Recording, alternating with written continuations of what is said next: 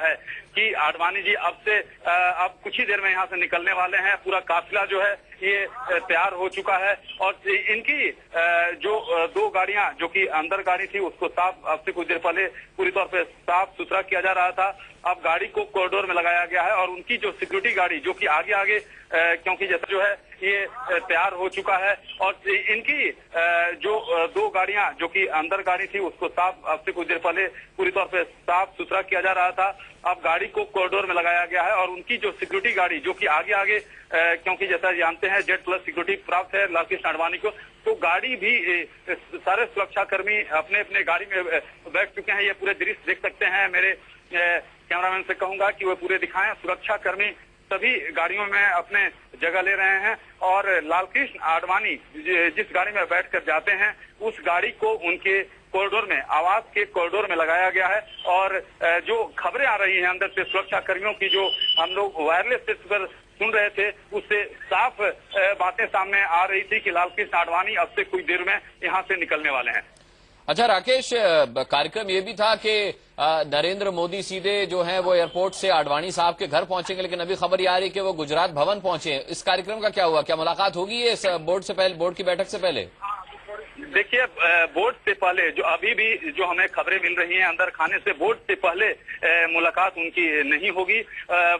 जैसे ही घोषणा की जाती है संसदीय बोर्ड में उसके बाद जो है लालकृष्ण आडवाणी से आशीर्वाद लेने नरेंद्र मोदी, गुजरात के मुख्यमंत्री नरेंद्र मोदी और बीजेपी के उस समय तक घोषणा हो चुकी होगी उनके प्रधानमंत्री पद की उम्मीदवार की। उसके बाद वे आशीर्वाद लेने बीजेपी के वरिष्ठ नेता लालकृष्ण आडवाणी के घर पर पहुंचेंगे। और आप देख सकते हैं अनुराग, जो टेलीविजन स्क्रीन पर सुरक्षा कर्मियों का जो काफिला है, जो लालकृष्ण आडवाणी के सुरक्षा में लगे हुए गाड़ियों का काफिला यहाँ पर निकल चुका है। लालकृष्ण आडवाणी अब अपने आवास से यहाँ से निकल चुके हैं और ये काफिला सीधी तस्वीरें इस वक्त हम राकेश दिखा रहे हैं। सीधी तस्वीरें जो जैसा आप बता रहे हैं बिल्कुल वैसा ही हम देख रहे हैं।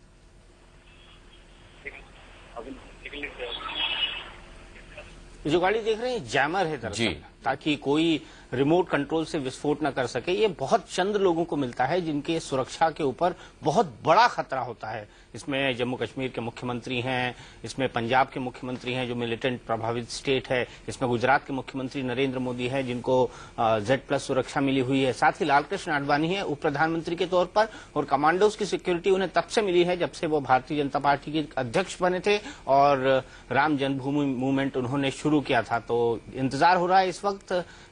कमांडोज का काफिला लग चुका है, इसके बाद आडवाणी की बुलेट प्रूफ कार निकलेगी और फिर सब लोग साथ बढ़ेंगे। आडवाणी दरअसल फैमिली गेट से निकलेंगे और ये जो निकलेंगे ये लोग ऑफिशियल गेट से निकलेंगे। दो गेट उनके घर में होते हैं, एक फैमिली गेट होता है, एक ऑफिशियल गेट होता है। तो इन्होंने अपना कॉन्वॉय लगा दिया है, आडवाणी कार में बैठेंगे, ऑफिशियल गेट से निकलेंगे और सीधे लगभग 5 से 7 मिनट का वक्त लगेगा 30 औरंगजेब के अपने घर से उनको 11 अशोक रोड पहुंचने। एक खास बात यहाँ पर जो नजर आ रही है वो ये कि देखिए एक बार फिर से एक मुलाकात टली है। आडवाणी और मोदी की मुलाकात होनी थी, खबर थी। मुझे ये एक बार गोवा के बाद जब नरेंद्र मोदी दिल्ली आए थे तब भी ये बैठक टली थी। देखिए, किसी भी गंभीर राजनीतिक व्यक्ति के लिए ये बेहद महत्वपूर्ण होता है कि वो चीजों को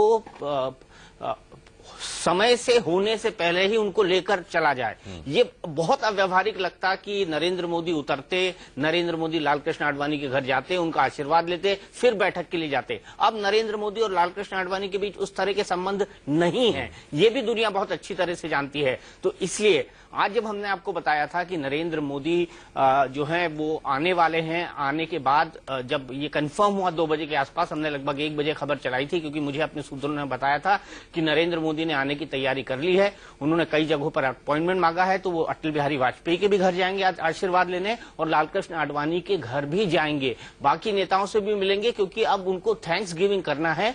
और मोदी को भी पता है कि अगर उनको चुनाव जीतना है तो उनको सब नेताओं को साथ में लेकर चलना होगा।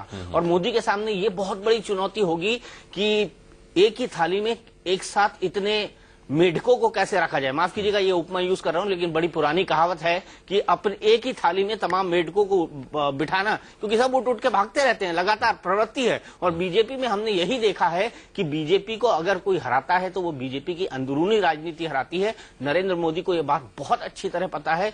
नरेंद्र मोदी भी बीजेपी की अंदरूनी राजनीति के समीकरणों को बहुत अच्छी तरह जानते हैं। ऐसे में ये मानना, ये देखना बेहद दिलचस्प होगा कि नरेंद्र मोदी अब सबको साथ लेने की कोशिश कैसे करते हैं, क्योंकि एकला चलो रे का नारा अपना के उन्होंने संघ को पटा लिया, अपनी इमेज बना ली, अपने को नेशनल लीडर प्रोजेक्ट कर लिया, सब कुछ कर लिया।